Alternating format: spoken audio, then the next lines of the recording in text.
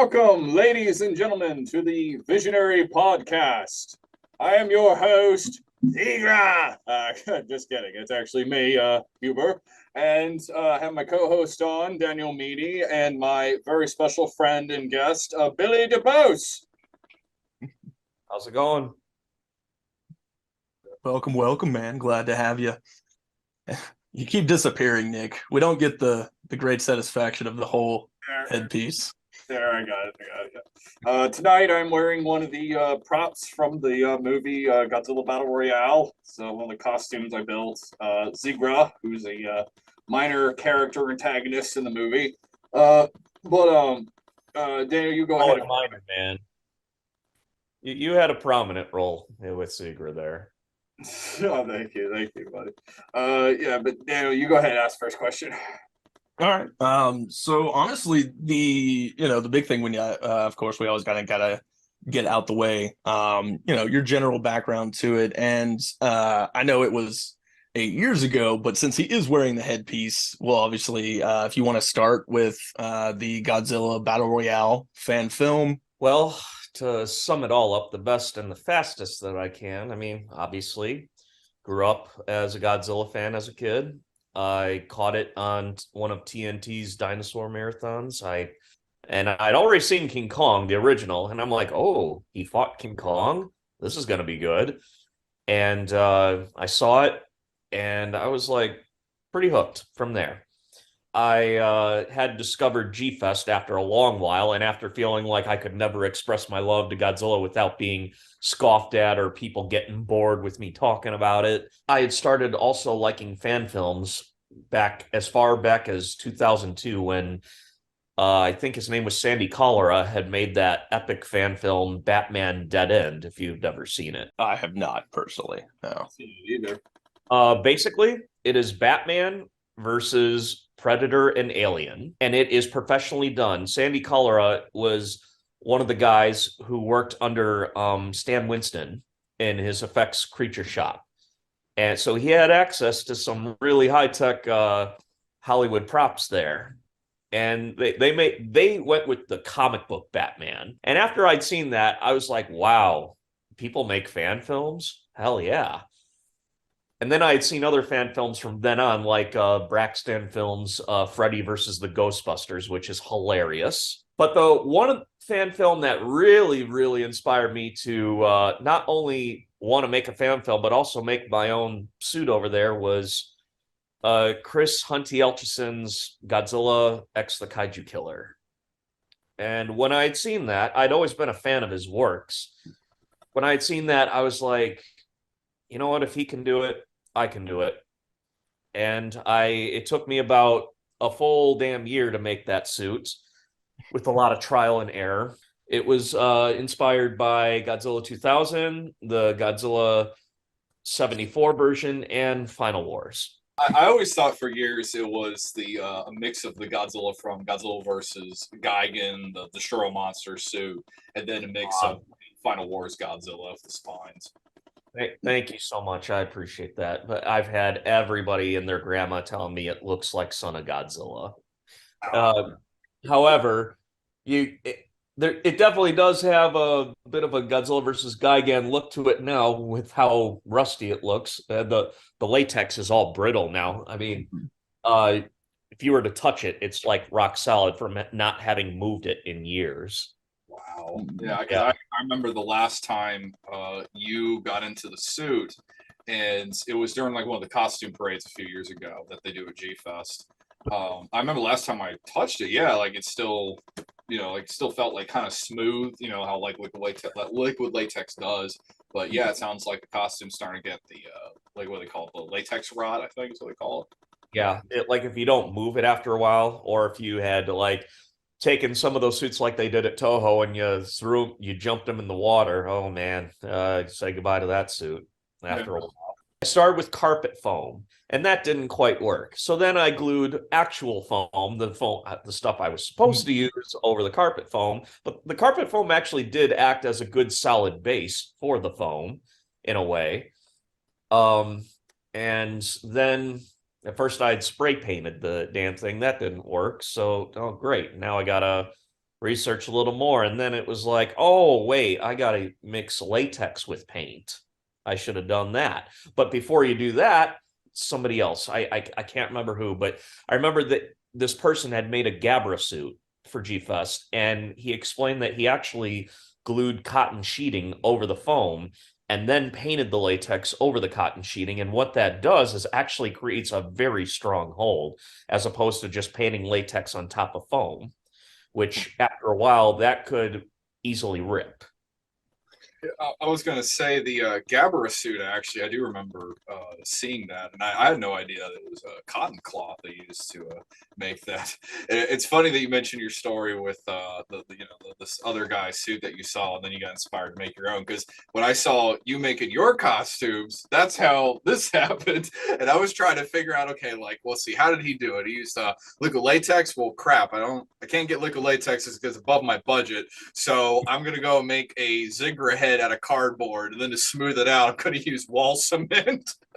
That's how this happened. There's really no right or wrong way to make these suits. It's all in the mind and trial and error. You just got to keep going until you make it what you want it to be. I'll be honest, when I first made this thing, when I was making this thing at first, I didn't quite have a fan film in mind yet, even though I was kind of open to the prospect of it. I was making that suit because I wanted to win that first place at G-Fest. And sorry to say, I did not. I know how that feels. At the costume contest, they really want you to act your part out. I was just excited to walk up there and be like, yeah, rah. And but I did get a friend out of it, Paul Gabbins. And he then wanted me to help him with a project for the next G-Fest. So I was excited at the prospect of it. And then that project would later become what we thought was going to be just a Dojo Warriors commercial with Godzilla suits. And by the time we were getting to production, they were actually getting cold feet and scared that Toho was going to be like, oh, you can't use Godzilla and all these other monsters. And they were almost like, hey, Billy, you think we could glue horns on your head and stuff and make it a little different? And I was like, again, I didn't want to argue. I didn't want to back down. But then I guess we did get an okay by some miracle, and we still filmed it the way we did. And that's also where I met Jacob Baker, who is Hyper Godzilla, Varan, and Magma in Godzilla Battle Royale, or as everybody else calls it, the better Godzilla costume. So, oh yeah, I get a lot of fans who are like, why didn't you just use that costume the whole movie? Honestly, like I think the most impressive, especially detail wise, was Mecha. Honestly, every close up on him did look really good. That was Jeff Magnuson's costume. Going back to the commercial concept, we just wanted to do a commercial at first. So we built this huge set. This was the year in 2010 when G-Fest had gone to the Donaldson Stevenson Convention Center. And this was different from the Crown Plaza, where they usually had it.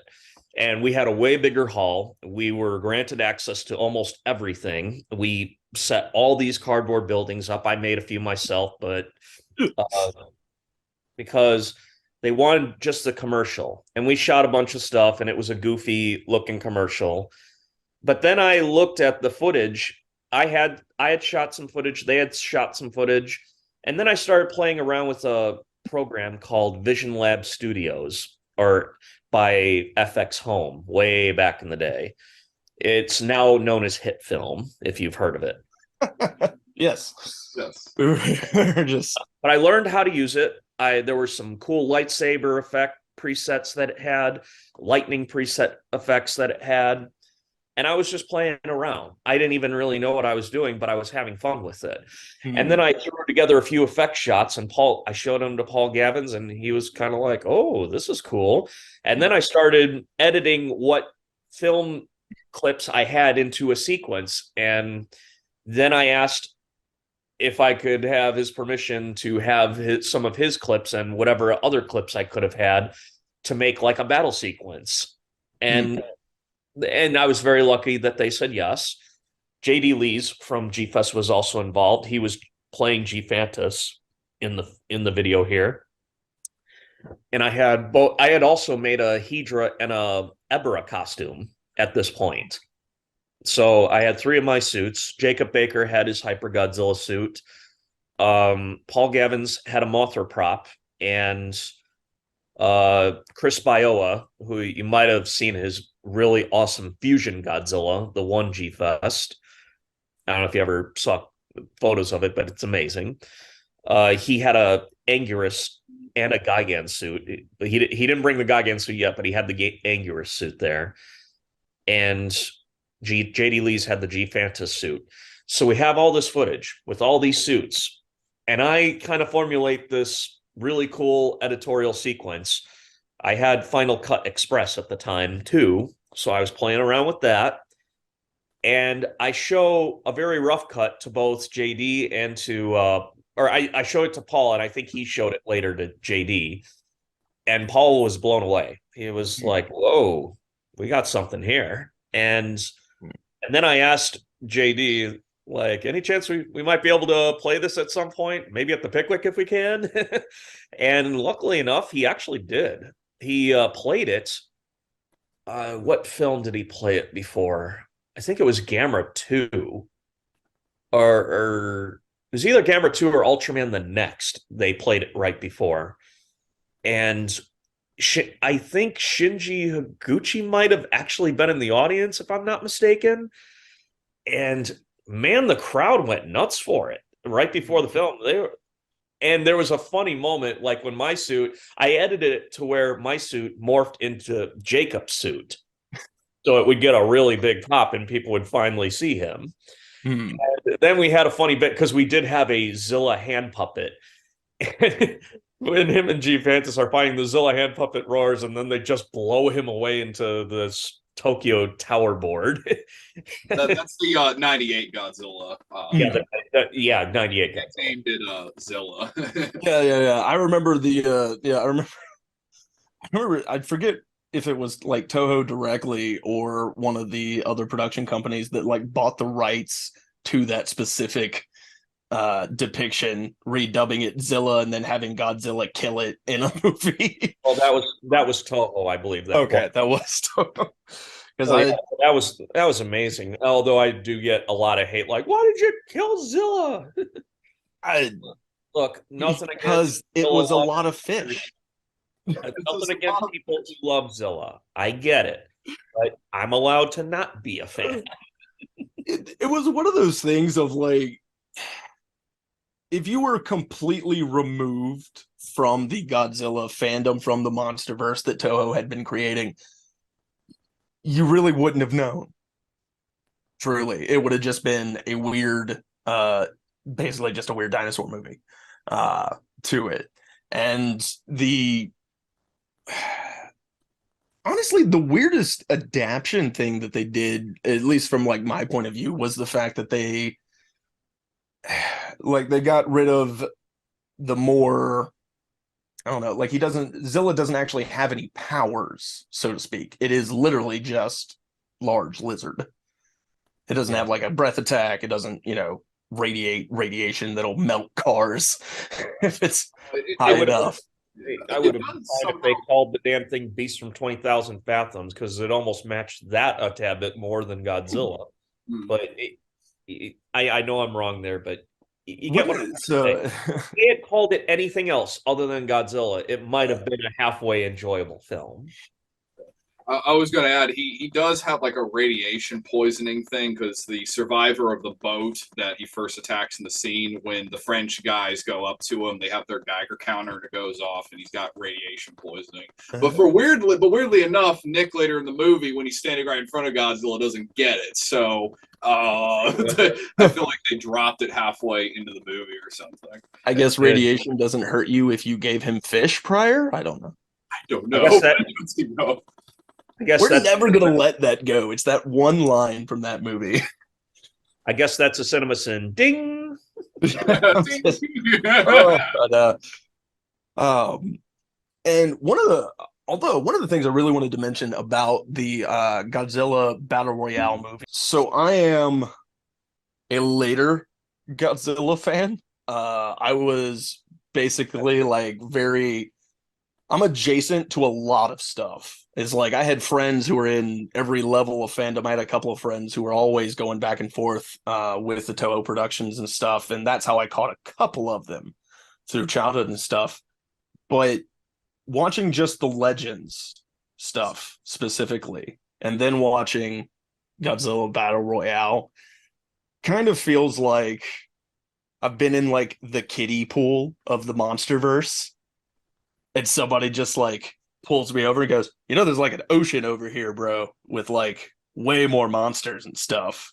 It's one of those things, man, that like very evidently your love for the Toho MonsterVerse stuff came through on the film. So it's what I guess the leading to the next question, I guess it's what was production like specifically, I guess, for it. I think it's mentioned a couple of times that it was like a 4-year long project for just the film specifically, but you've also, you were making the suits beforehand for before then as well. Well, to kind of finish the first question and lead into the next question here, right after we had gotten that huge pop, that was kind of where Godzilla Battle Royale was kind of born. And then I started writing a very short script. It ended up being like only maybe 10 monsters, maybe 7 or something, and there was half the characters. And then the next G-Fest came, and then more people with more costumes came. And that's kind of where I would later meet Nick. And he asked me on YouTube actually first, hey, I got a Zegra suit. You think we can use it in Battle Royale? And I was thinking about it. I saw his suit. I really loved it. And I'm like, you know what? What the hell? Everything in the kitchen sink. What the hell? And if I remember right, too, you had a Facebook group. It was called like Project like G Battle Royale or something. And I remember I sent you a message said like, "Hey, I sent you the video comment. I got a Ziggurat suit. I'm bringing it to G Fest. I'm going to be there in a couple hours in Chicago. Mind if I bring it up to the set?" And you're like, "Oh, sure. Let's get it in there." Like just like you said, I think. What did the group chat? Not group chat. The group like the G project group thing happened? Because I remember like we had that like when we were doing production. I barely remember that. We might have had something like that. I had Facebook groups. I know that. I had the YouTube page when they would allow you to send messages, which they no longer do. I sent you one on Facebook and then I sent you one on YouTube. But I think what I remember for right what happened was I didn't see the reply on YouTube, but then I got it on Facebook and he told me, "Oh yeah, I got back to you on the YouTube channel. Yeah, like, bring your suit and let's get you in there." And that's how that happened. Yeah, but you know what? That was one of the best parts about making this film, meeting new friends like you, good, cool friends like you. And I would also meet, like I mentioned before, Jeff Magnuson, who had the Mechagodzilla suit in New York. Unfortunately, we tried to get him to G-Fest several times, but the travel was hell for him. And so I opted to go out to him. And I also opted to go visit Jacob Baker and his family to film more green screen and blue screen shots with his costumes, the Hyper Godzilla, the Varan, the Magma. And I saw he had, because I'm a huge Resident Evil fan, he also had a liquor suit. And then I got an idea. Like this is still as I'm changing things in the script. I'm thinking, oh wow, wait a minute. What if we painted the liquor green? He could be a Hedra slug, and we can have multiple ones of those and just green screen them all. Or well, we paint them green, so blue screen them. Why am I even saying that? You see, unfortunately, please excuse my mind. It's a little bit fried from the day I've had, but yeah, we blue screened it, and yeah, we were at that point. We were just having total fun with it. So I just kept filming more and more stuff each and every year. And this was about 3 G Fests. Well, yeah, 2010, 2011, no, 4, and then 2013. That was the final year we filmed. But 2012 was a very special year, considering that or actually, no, I didn't film anything other than last minute post stuff, but I had a rough cut of half the film by 2013. I remember that. So 2012 is the year we not only got a cameo from Robert Scott Field from Godzilla versus King Ghidorah, but since Robert Scott Field at the time was kind of not only a guest, but also acting as an interpreter to the Japanese guests who were flying in, Akira Takarada-san had been announced as a guest, and I was kind of asking Robert, "Hey, any chance you could put in a good word for Akira Takarada-san to have just a very short one-line cameo for our film?" And he's like, "I can't make any promises, but we'll see what we can do." And then the fest came up. I run into Robert. I'm like, "So Robert, just following up. Any chance Akira Takarada-san might be interested?" And he looked at me. He's like, "Yeah, I think he might be." And I was like, "Whoa!" I was expecting no, but like, okay. So I didn't want to pressure or bother him. We're off doing our own stuff with Dojo Studios because that's the banner which Paul Gavins was running the fan film activities for G-Fest. But I also have Paul Gavins, JD Lee's, and G-Fest to thank for allowing me to film things side by side with their project. They could have told me no at any year, but they didn't. And whatever little things I might have felt bad about in the past, I still have, I owe them everything for that, if that makes sense. Yeah. So we're doing like a panel about me making my film, and in walks Akira Takarada. And the whole audience was in awe of him. I was in awe of him. We just stopped everything. And I was like, I had to stop my panel in the middle of it. I'm like, "Can you guys please excuse me for a second?" And they had no argument because they knew what was about to go down. So this also got Paul Gavins excited, and he started asking for a very short cameo.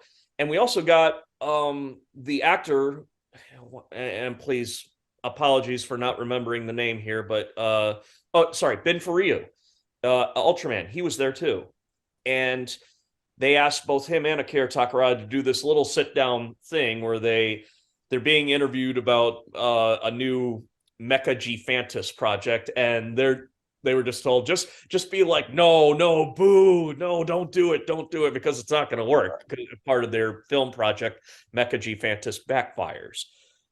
And then when they were done with that, I asked again, "Is it okay if we still film that one thing for Godzilla Battle Royale?" He's like, "Oh yeah, sure." And calling out action for him for an A-list actor from Japan, a guy who I had watched as a kid many times in the old Toho films. The experience was surreal, but just amazing.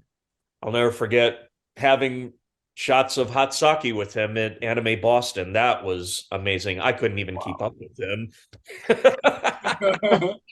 Oh man, he bought us all hot sake, and that was a night to remember. One thing to get to film with your heroes, it's another thing to be drunk under the table by them.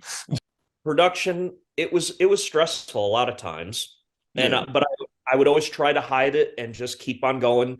Focus on the next step, focus on this step, don't forget this. And there were times I forgot things. There were times I forgot to take this out of the shot, take that out of the shot. And there were times what you'll see in the film, oh wait, there's a cardboard foam cup box there. But one of the things I wanted to say though is I have not heard a more perfect metaphor or more perfect analogy for you miss 100% of the shots you don't take, because you could have just never asked. Most people wouldn't have. If an A-list actor from Japan would be in your fan film, but it was, it honestly is just really great to see that level of support for it in a way too. Because I mean, I don't think he would have done it if he didn't care about the audience and the fan base, you know.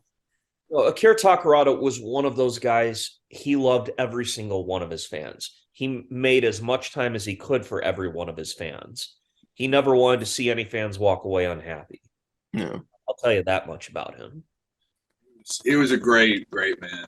I first met him at 2010, back when the convention was held at the big convention center Billy mentioned. And, Yeah.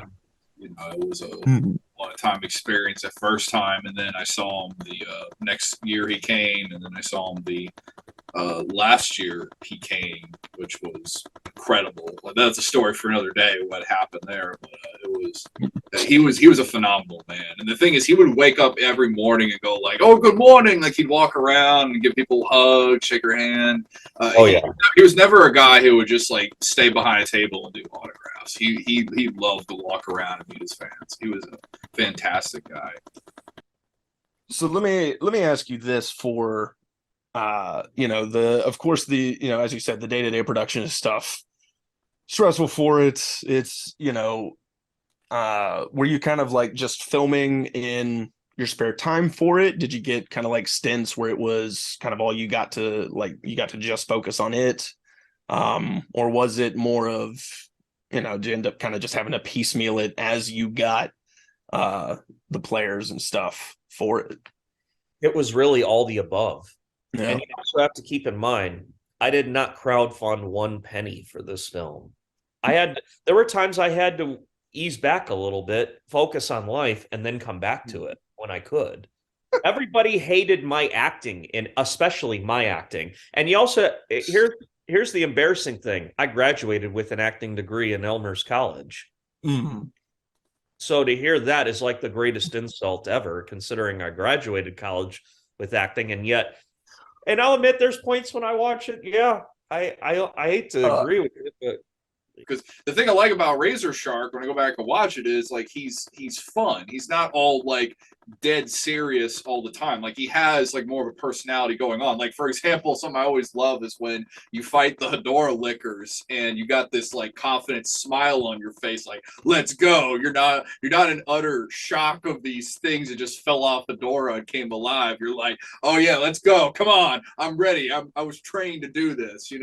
It's got like it reminds me of like a mix of like this like Guile in Street Fighter a little bit, like just like how his attitude is, like come on, let's go, that kind of thing. And I like that. I heard that one. Thank you. Because it's again, like I think the moment you heard his name, the expectations for that character should have been set.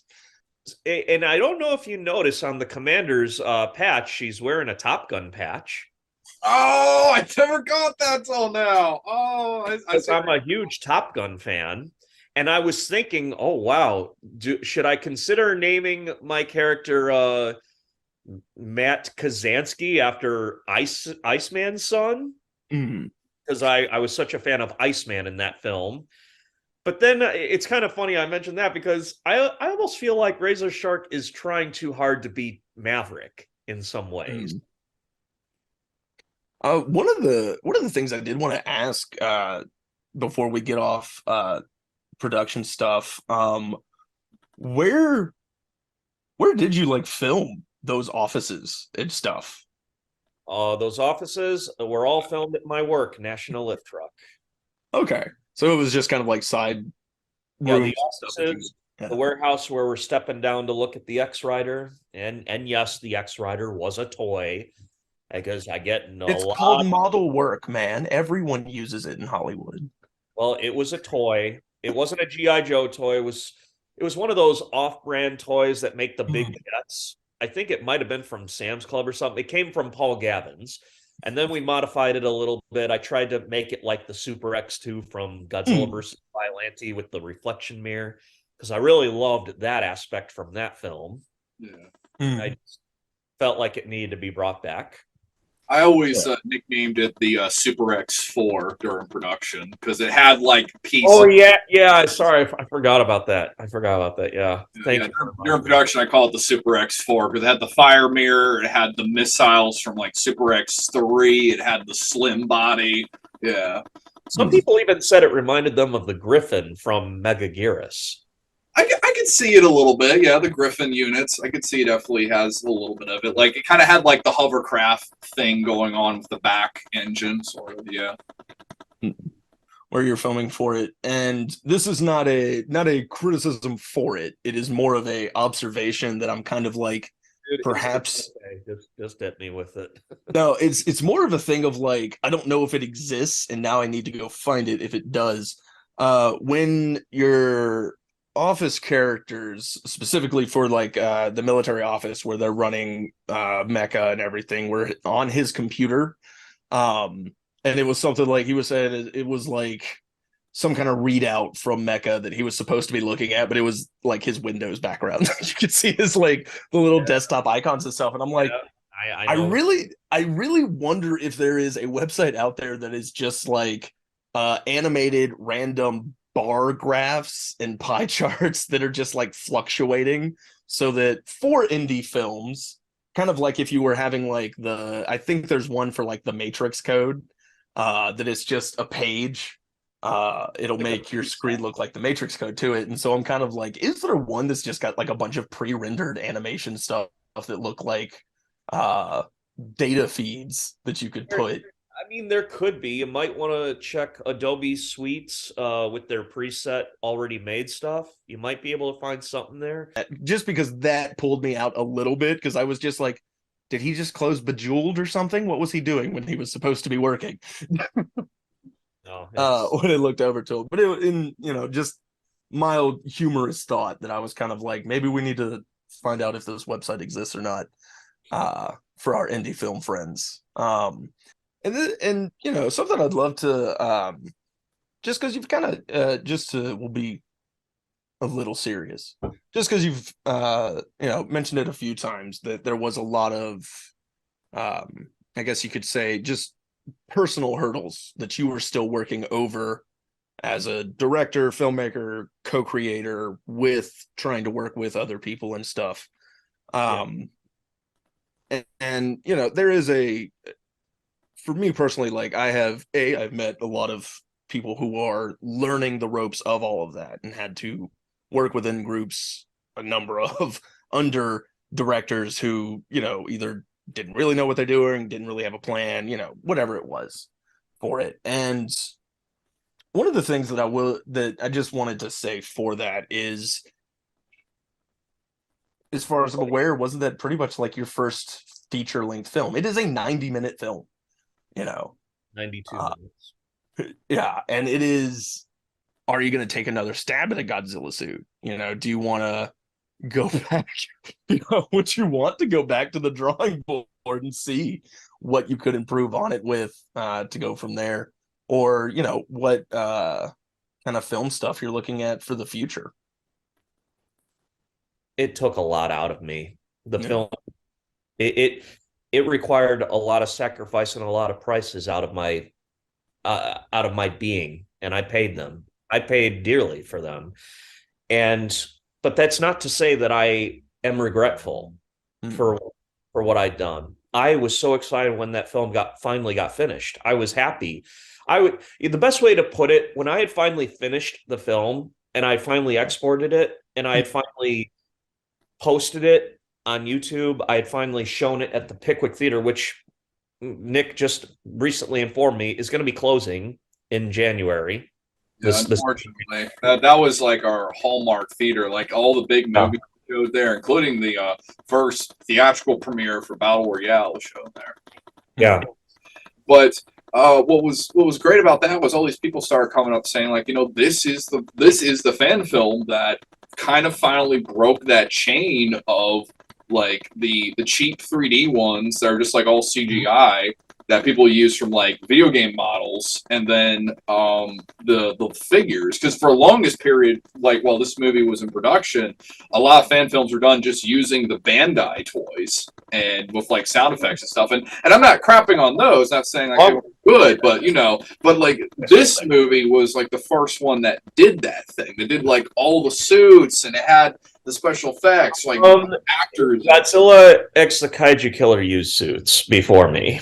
Well, yeah, but here's the thing about Kaiju Killer too. Kaiju Killer had all the same actor or two actors in it though. Like I'm not shaming on that movie. Like it was good, but Battle Royale I come back to more, and it's not just because like I was in it. It's because it has a better. It's passionate is the thing. Like it's very passionate about what it is, and it knows what it wants to be, and it delivers that. And that's the thing. Like I always tell the haters, I was like, I tell them this. It's like, well, it wasn't. They say like, well, it wasn't professional stuff. I said, well, did you enjoy it? And they say, well, yeah. And it's like, then why are you even complaining? like okay, like if you hate it so much, why'd you watch it? Like that's what I tell them. But it's like, exactly. And on the note of what is considered professional, and it's my real problem with that criticism is what do they mean? Like, what are the parameters of what do you mean it doesn't look professional? Like, it's not on the right platform. They didn't use the right cameras. There's not the right lighting. Because here's my thing. Like, I have seen, if you go on Amazon right now, you can pay, I think it's like $10 and see a movie called Velocipaster. And it is the seest of sea movies you will ever see. It's about a pastor who turns into a velociraptor. Yes. It's so you want to see, if you want to talk about low budget, unprofessional looking, yeah, there are other films and stuff that we can qualify with that as well. But here's the thing still.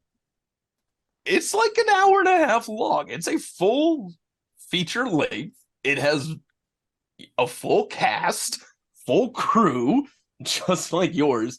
And honestly, the most professional thing I think you really did have was the costumes, was the depictions of the monsters and everything, aka the heart of the film, the reason it exists. Y'all's ability, or not even ability, just desire in general to recreate the image of the monsters and stuff that y'all that the fandom has, that led to the film, as you said, because it started with, I just want to make the suit. Nice. I'm cold stunner, yeah. And I was going to ask. This is a good question. I was going to ask. Like, do you have any fun other stories that happened during production? Because I remember last time we talked, Billy, you had a couple of them, and I got a funny one too with when Billy was filming me in the costume. Something happened. I still got the video clip of it too. It's pretty funny. I almost. Why don't you start with that story while I think of some? Okay. So it was right when we're getting to our scene where I'm fighting Godzilla, and Orga is kind of like teaming up with me to fight Anguirus and stuff. And Billy's shooting the shots of me behind the green screen where I'm doing my laser attack, and then I'm pretending like I'm getting like hit by Godzilla or Anguirus. It's like and boom, like he says, like and boom, and I'm like leaning back like this, like pretend like I'm getting hit and stuff. And right when he says like, okay, 3, 2, 1, boom, what happens is I actually slip for a minute, almost completely fall back into the green screen. But here's what happened.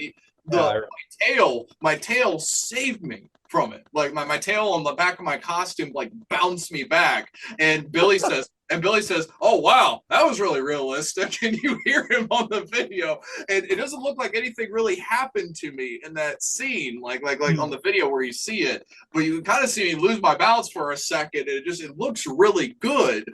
But I actually almost fell over like in the costume. Oh, yeah, but give your me up is like, making says, oh skills. wow, that was a good take. That was really realistic, and you kind of hear. That's bringing back some memories there. Yeah.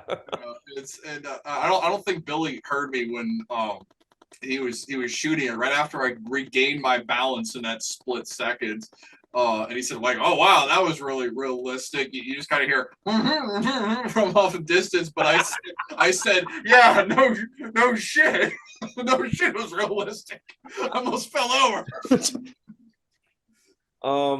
But funny moments. There were a few. There, like, I don't know if you ever saw our gag reel that we made. There were quite a few funny moments where people are flubbing their lines and then they're swearing afterward, or me, like my friend's trying to help me up when I have to do a scene where Godzilla falls over because it's not easy to get up in that suit. It's not really like the Showa suit where there's enough dexterity in the feet to twist yourself upward like Nakajima did. Like, again, I wish I could have made a suit more like that. But also, the suit is ironically, now that I say that, lighter than Nakajima's suit. It's probably only 70 pounds, whereas Nakajima's suit was like 230 pounds. Actually, the later ones that were more flexible, I'll admit I don't know the exact weight. Maybe August Ragone or somebody else might know, but yeah, you would have to watch the gag reel because they're all pretty much there.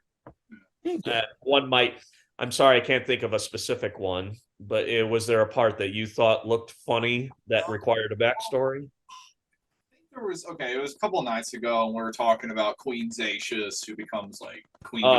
Vicka, yeah. I think you remember you told me like there was a funny thing that happened on like it's like a kind of like a gag thing that happened like when you were shooting the scene with him and what's his name, Sargyle, the guy with the glasses. Oh yeah, Sargyle was probably the funniest guy I worked with. My friend Jonathan Golden. Oh, the monster's my queen. Like, actually, wait, hang on, let me get the glasses on first. Oh, the monster's my queen.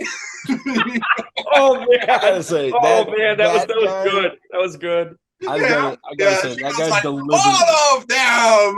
Yes, my queen. Like, whoa. That guy did deliver his lines.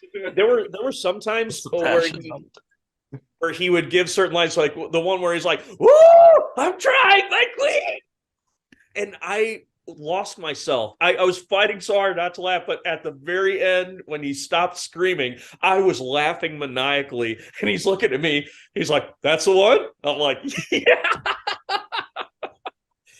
Oh, and then Jonathan, he would actually improv some stuff. He would, there was one point where I'm giving Ignatius's line where he's like, "Sargyle, what the hell are you doing?"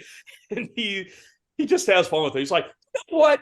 If you don't like the way I do things, you know what? I quit. I'm out of here. You'll kill the monsters yourself." And he starts walking away. Nice. Yeah. Oh man, but you have to watch the gag reel to get the full effect of these laughs because you actually see what happens. Yeah, actually, I do got a good story. Like you probably tell the story a little better than me, Billy. But I remember this. Like you were finishing editing it up, and this is like the Queen Ghidorah story. So you're finishing editing it up, and if I remember correctly, the original idea was just to have like Queen Zacius's UFO just kind of like get destroyed by the monsters attack and stuff. And it was me, you, and I think it was Tommy something. We're in a group chat. Tommy Gojira Hair. Yes, Tommy Gojira Hair, yeah. And we were kind of like just discussing stuff back and forth and asking, how the editing was going and stuff. And then I was sending you like sound effects because I sent you Bruce roars and stuff. And then Samson West, I think, who did the score for the movie in some parts, singing some stuff over. You and John Druney also sent me sound effects. It was a combination of both you guys. Yeah, that's right, John Judy too. I forgot John. And then, if I remember right, we were discussing about the Queen Zacius's death, and then I don't remember if it was Tommy, me, or you in the chat that said it, but it said like, it'd be kind of neat, just like a Queen Ghidorah shows up, because like I remember we got into a conversation about it being like destroy all monsters, and then it was kind of like, kind of weird King Ghidorah is not here, and then it somehow turned into that, if I remember right. And then you said like, yeah, let's actually, I'll want to think about that. And then like I think you talked to Chris then, and that's when the puppet was starting to get made. Oh, that's going way back. I barely remember that conversation. I know it happened. I'm losing my memory, man. I hope I'm not getting Alzheimer's. No, no, I don't think you are. Um, But yeah, it was we're in the chat, and then Chris got added in because he was making a puppet and stuff, and they started showing progress of that. Said, yeah, so we're gonna have Queen Zacius turn into Queen Ghidorah is the final boss, basically, of the climax, like the final monster of the climax, which I thought was like really cool because I think it was Tommy that said it, if I remember right, because he kind of said, like, like there hasn't been a female Ghidorah, and then I think you said Queen Ghidorah. Something I know he would have probably said so. Yes. Yeah. So that's where like that came from, and that was kind of a neat thing too. Is like Battle Royale is the first one that has a female King Ghidorah because all the other ones are all male. Like Des Ghidorah. Next question. In Ghidorah, the three-headed monster, when you see all those asteroids flying off, what did the other asteroids turn into? If the one turned into a Ghidorah, or did that is a good question. Yeah, what happened to the other ones? Yeah. But then I'm not suggesting Queen Exatius came out of one of those ones. Maybe she did. I kind of make things up with my own backstory as I go. But yeah, just a little nerd moment. No, that's all good because I remember somebody asked me that. They actually did ask me and said, is Queen Ghidorah related to like the Showa King Ghidorah? Because Battle Royale does have some kind of continuity with Destroy All Monsters, like the actual official Toho movie, because it's mentioned briefly in the movie. And yeah, it's continuity with the whole Showa era. Yeah, the whole Showa era, actually. Yeah, the whole Showa era, actually. Yeah. And the monsters we're seeing, I kind of, the way I explain it is an interdimensional thing that Queen Exatius has access to. How she was able to bring monsters from other eras over there. Yeah. Biollante looks way too much larger than the Showa Godzilla because basically that's the Showa Godzilla versus the Heisei Biollante, who would have been big enough to pluck Godzilla up and shake him like a ragdoll like she does. Yeah, of how big, like Biolante's cannon size is, absolutely. Yeah, and I gotta say that was not an attack I saw coming, and so that was really interesting to see. And that, you know what? Major props to Chris Hunty-Elchison on Biollante, Queen Ghidorah, and Gazora, and I'm trying to remember all the props he did. But the guy was a genius as far as his props went, and he was very creative. And he made all the props from masking tape mixed with like liquid latex, right? If I remember right. Oh yeah, he was really good at it. He could make really amazing stuff with the simplest of materials and make it look real. He was that meticulous. I didn't exactly do Godzilla Battle Royale for all the right reasons. Sure, I wanted to create something. I had a vision and I felt like I had to bring it out. I wanted to do my part in the Godzilla community. I wanted to be a little bit noticed. I wanted to do something that I thought people and kids would love, And sure enough, yeah, a lot of people did like it. There's some commenters that have been rewatching the film after so many years and like, man, I watched this when I was this age and I still love it now. I love hearing those things. But at the time when I first made it, I thought it was going to have a huge impact. I wanted the world for it. And I guess one could say I was an attention seeker.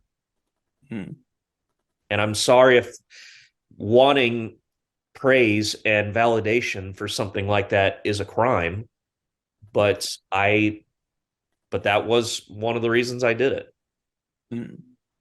It's definitely not a crime, but it's also that I guess I would put it this way, because here, like, as someone who creates things specifically for profit, it is,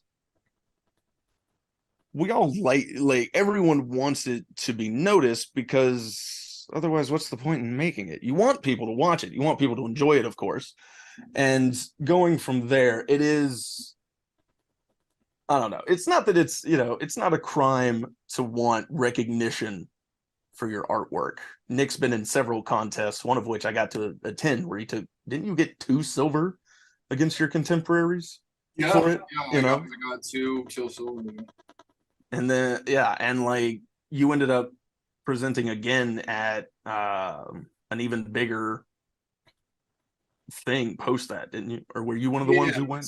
Yeah, it was the Roanoke Advertising Awards they had in Virginia.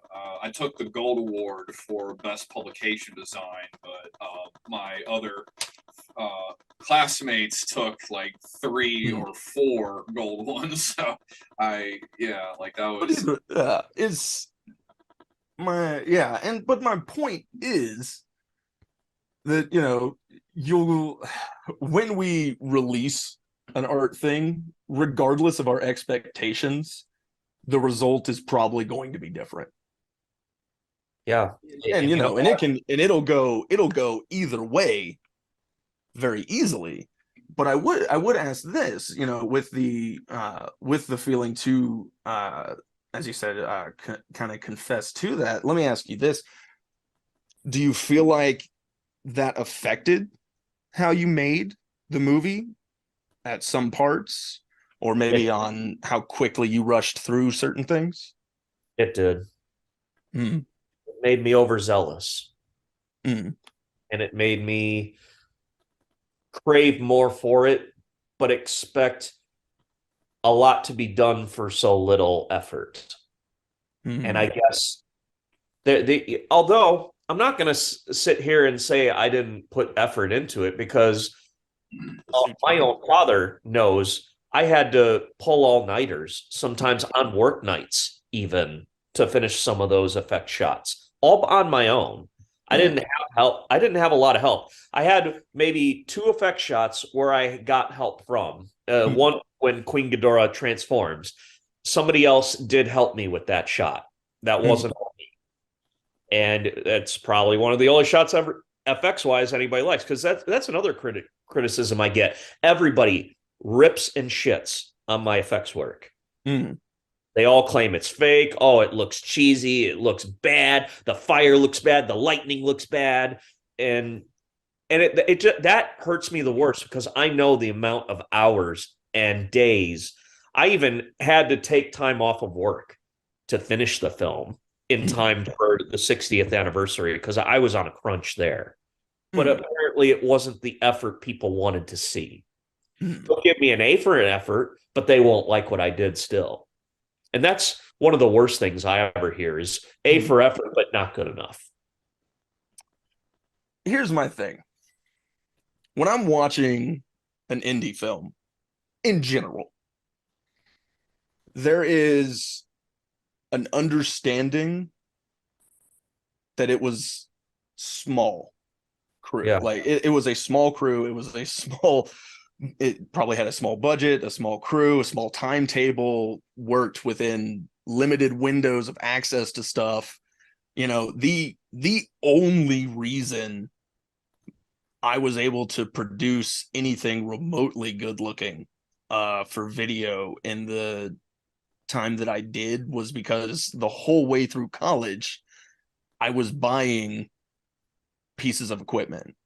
I spent 1 month, I'd buy the light, 1 month you buy the light kit, the next month you buy a better sound table, the next one you get better microphone, yada, yada, yada. But me personally, as well, as an audience member, not as a criticism, but there is one fight in particular where the sound effect for like when the monster hits and then there's like the little blood spray, it's almost like a squish sound for it. You know what I'm talking about? I was trying to find something a little more convincing, but I guess that was one of those instances where I was in a rush and I couldn't find anything else on Google or wherever, and I just used what I had there. Yeah, maybe. But here's my thing: is that Oscar level sound effect. No. Is it so enjoyable because it made me giggle every time I heard it? Because in some part of my head, I'm 12 and squishing noises still make me giggle. And thus, like, I enjoyed it. I thought it was fine because it didn't take anything away from the fight scene, really. It was great watching the costumes go back and forth. It's great, the effects were, again, barely different, truly, from what some of the satire Toho stuff I'd seen. It's funny you mentioned that part because I'll never forget when I showed the film in its entirety for the first time at G Fest. We had a whole ballroom packed. Do you remember that, Nick? Were you there? Oh yeah, I remember that. I was near the front, and you said like, "Are you ready for Battle Royale?" And everyone went, "Yeah!" Like everybody. And then I showed the WWF style Royal Rumble card. Yeah, that's right. That's right. Oh it's man, people were the going greatest nuts. match ever. We're like it's like Godzilla fight scene, aggressive zombie Kong. Yeah, I was trying to do my best Vince McMahon impression, Yeah. but no, but I'll never forget at that point where he's talking about where Zombie Kong is beating the hell out of and almost and kind of breaks Godzilla's jaw open and there's blood. I remember there was a whole group of kids sitting in the front. Remember? Yeah. Like aside from the front seats, right in front of the screen, there was a whole slew of kids sitting right in the front. And I remember I heard some of them crying and they were getting scared. And I felt bad, but on the other hand, it reminded me of how I felt when I was watching certain scenes like that in King Kong or whatever. And I was so happy I got that reaction. Luckily, they were cool with what happened after, but I was like, wow, I evoked some emotion there. That's what art needs to do. do. I was taking a risk by doing that, but I wanted the film to have some gritty moments. Like, hey, this ain't all fun and games. There's some blood here. Yeah. But just like eliciting emotion is all art is supposed to do. At its core, that's what it's all for, is pulling something from your audience that either they didn't even know they had or that they don't get to experience all the time. For it, it's the point of the entertainment. It's why it's continually so valuable. It's why fan films will always be a thing too, for it. But just so that we don't hold you too late, did you want to get? I had one other thing I wanted to bring up. No. Yeah. No. Wasn't gonna. Go ahead. And I promise I'll try. I'm sorry. No, you're good. Fine. You're good. I just wanted to make sure that Nick got like a sign off and everything for it beforehand. But you're fine. We're fine on time. Like I don't. We're not running into anything else. When I'm rambling, you got some editing to do on my part. It's all good. I do want to talk about the Pickwick showing when I finally did officially release the film. Mm. And Nick, I really wish you could have been there. I understand with the whole distance thing. Yeah, and they had the Chicago Tribune came and interviewed you because I still got the news clip. Yeah. Like the news, got it on it. They did. Although I also WGN had done that thing with me. Here's the whole thing about it. I was so excited for that event. Like, say I didn't get 1 million views. Say I didn't do this and that. I really wanted that event to be my own G-Fest. Because J.D. Lee's, I was very thankful for what he did give me with Ballroom 2. Part of me was hoping to try and convince, hey, JD, you think we can use it as one of the films at the Pickwick? Because that's where everybody will obviously be.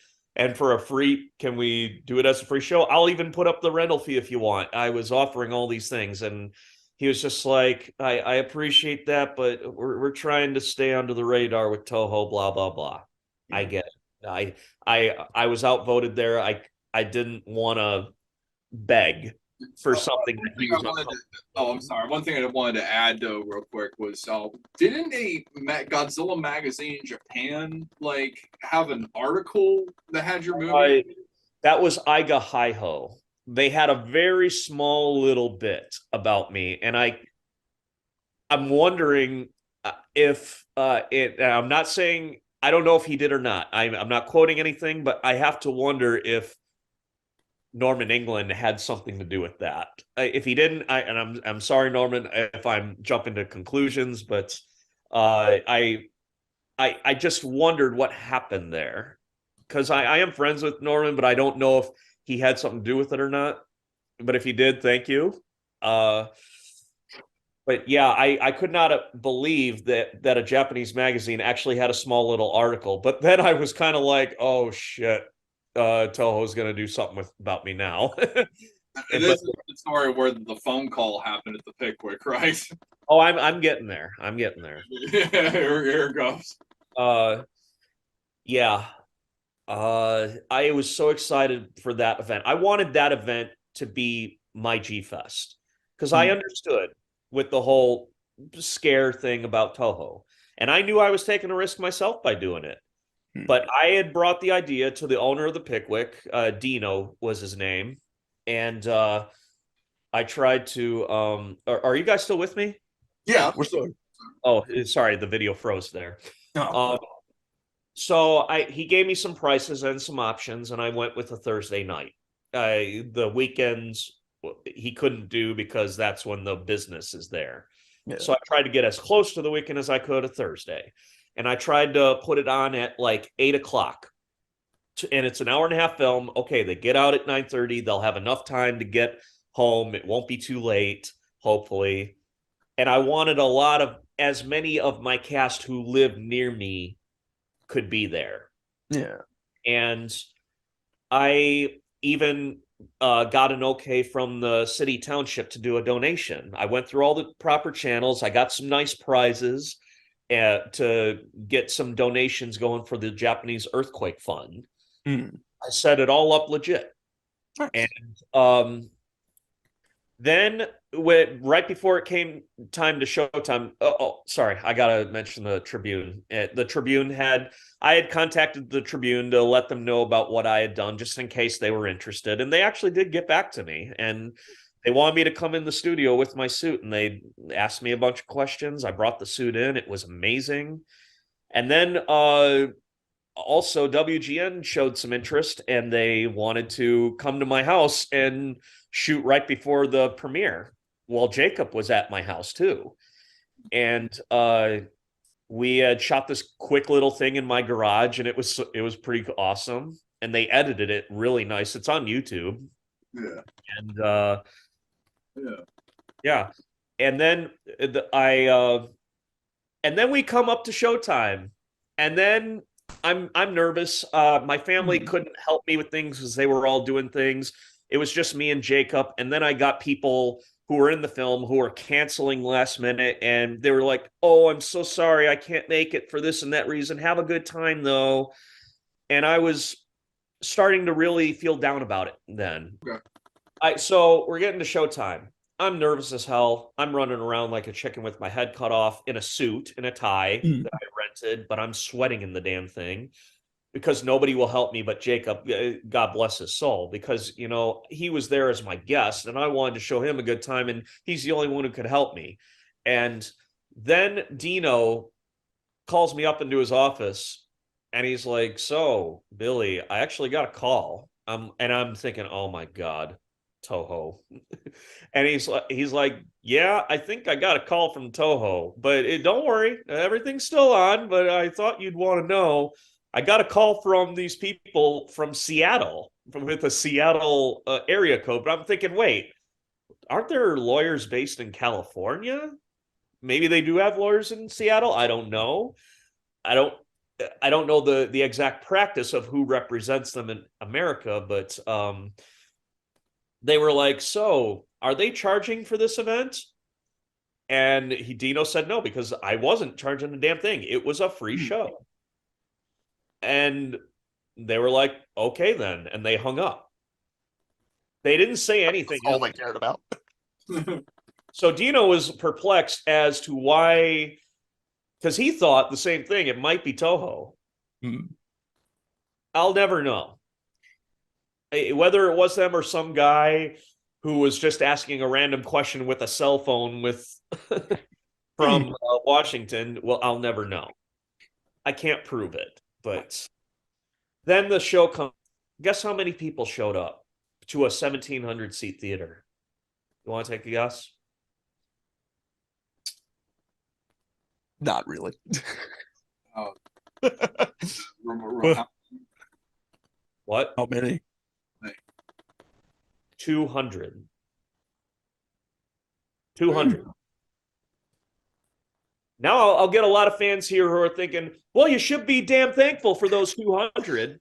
I was. I wouldn't But say damn thankful, but I was just devastated. I was crushed. And I had to act happy in front of the people who did show up. It was mostly family, people who weren't Godzilla fans. yeah. Paul Gabbins did show up, and Jeff Horn, and some of the guys from G-Fest did show up, and I was very thankful they did. I wanted that theater packed. And I also wanted the charity to be successful. Guess how much I made off that charity? Like $250 or maybe $300 at best. I still submitted it to the company. Yeah. And I felt embarrassed to do that because I explained to them, I'm so sorry. I thought this was going to be more successful. And they were like, no, we really appreciate the effort you went into this. And I'm like, I was just crushed. And I'm trying to give a speech without crying, without looking mad. And people claim my acting was so freaking bad in the film. You should have seen my acting up there on that stage. I should have gotten an Academy Award for not looking sad there. And the lights were already down. What was I going to do? And I just had to sit there and watch my film. And that was like the only thing that brought me some joy, was seeing my film on the big screen. But I was still fighting against the angst and the depression that I worked this hard for this. And people are pressuring me to be happy just for that. When I wanted that whole Pickwick Theater as filled as it was for Godzilla Final Wars, believe it or not, in 2005, because I was there. And as much as people want to rag on that film, I was there as sitting proof that place was near sellout capacity. And they all cheered that film. They gave it a standing ovation, and the next day they were trashing it. I will never understand that. That was the most confusing moment of my life. No, I remember you told me that story with Final Wars. And yeah, I'm trailing off here, but I was so sad, and Jacob could tell I was so sad. And later, I was thanking everybody. I was trying to look appreciative, but Jacob and I were just like, "You want to get a McDonald's?" And I'm like, "Yeah, let's get a McDonald's." And I was not a happy camper. He was trying to cheer me up, and I felt embarrassed around him. No. Jacob's a good guy.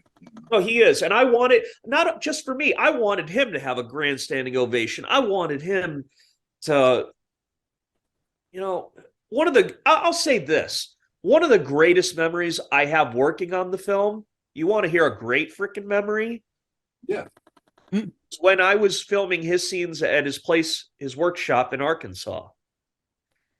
And after we were done filming his Hyper Godzilla scenes, he told me this: "Billy, thank you for letting me live out my dream in your film.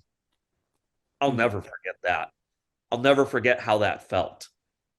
Because aside from all the complaints that I've been making about I didn't fill up the Pickwick, I didn't get all this positive feedback on YouTube or whatever, one thing I am thankful for is that comment he gave me.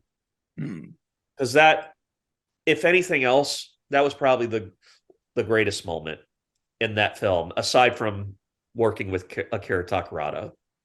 Yeah. And you made my dream come true too, because I was wanting a film movie. And I'm sorry, I'm not trying to compare that, Nick. I'm glad I was able to do that for you. I'm glad I was able to do that with those who participated and appreciated what I was doing. My dog is being annoying. I apologize if y'all can hear. It's all good. I love animals. My thing for you is that you know, I just I don't want you as another creator. I don't want you to have ended up loathing the filmmaking process because of the one film. You know, Well, I I don't loathe the filmmaking process. I guess I loathe myself for admitting to as much of what you've asked me to admit to.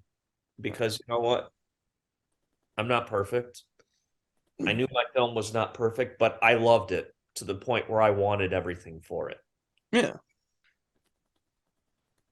I just, after that, I kind of lost my passion. Hmm. I haven't really done anything on my own. I wish I could. I would love to.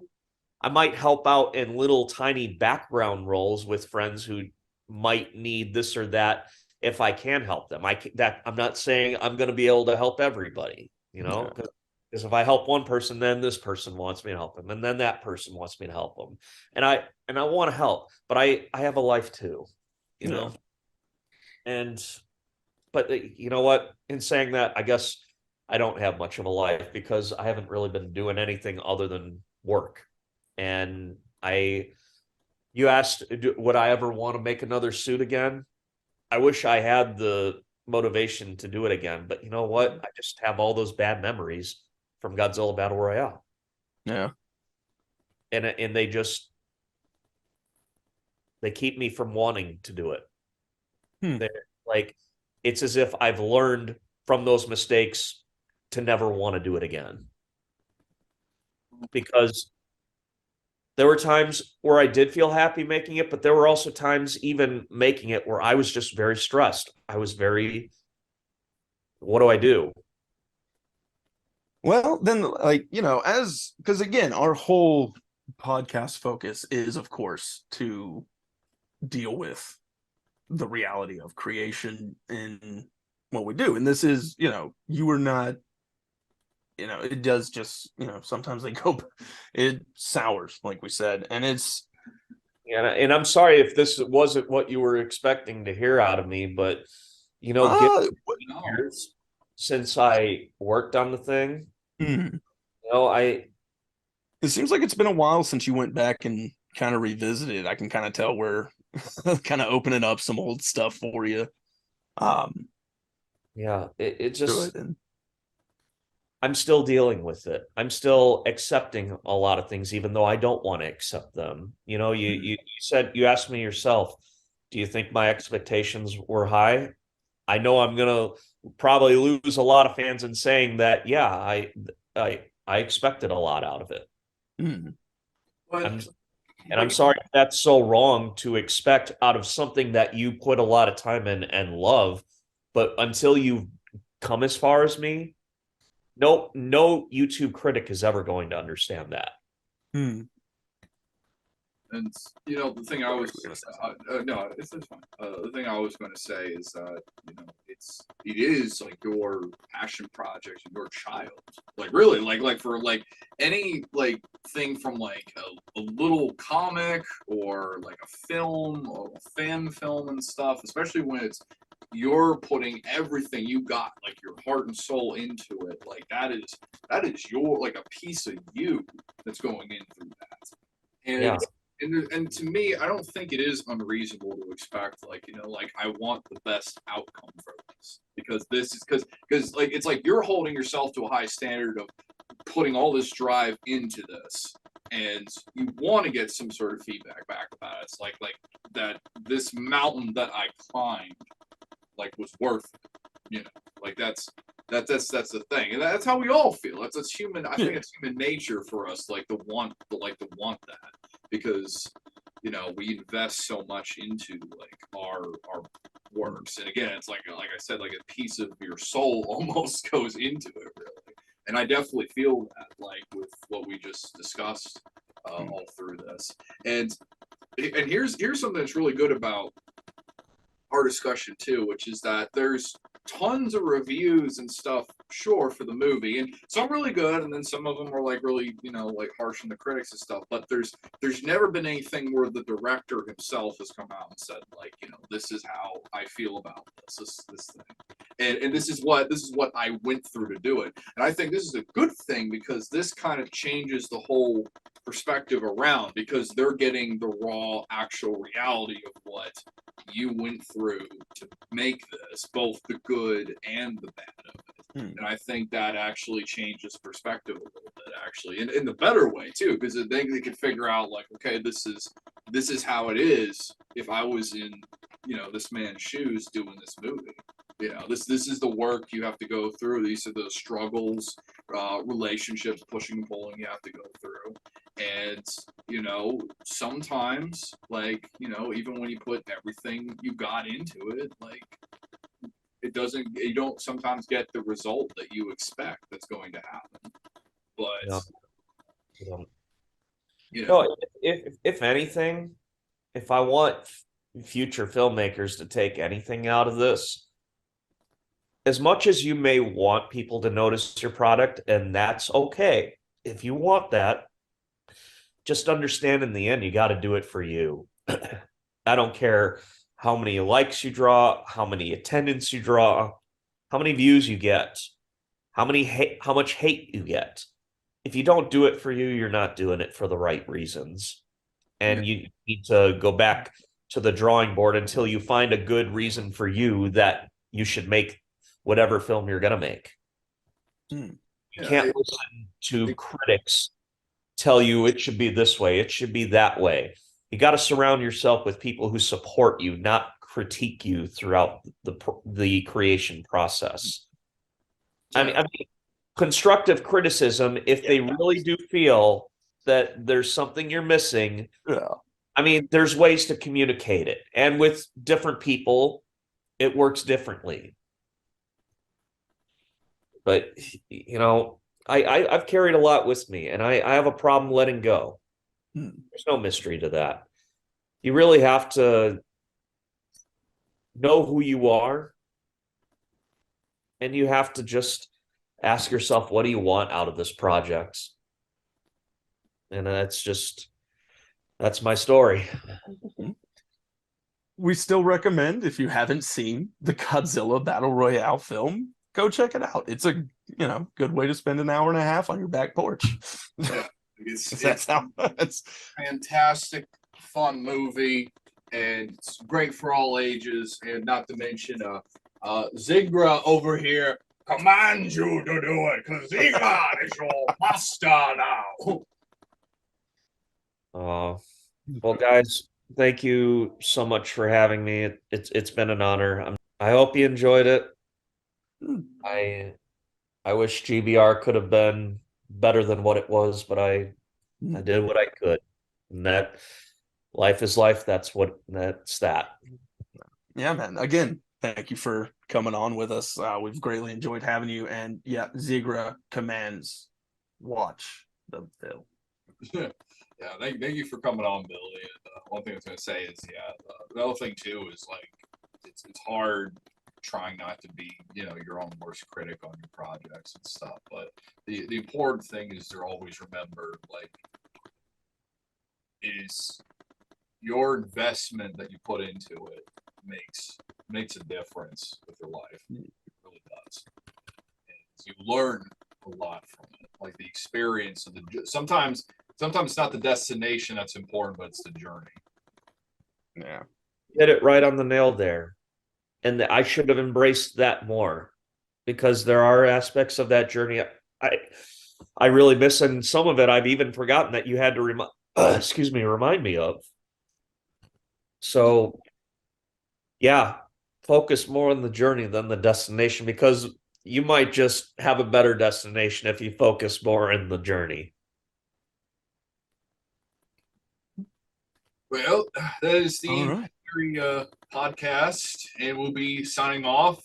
We hope all of you have a good one and watch the movie, or Zigra will come and eat you. Goodbye.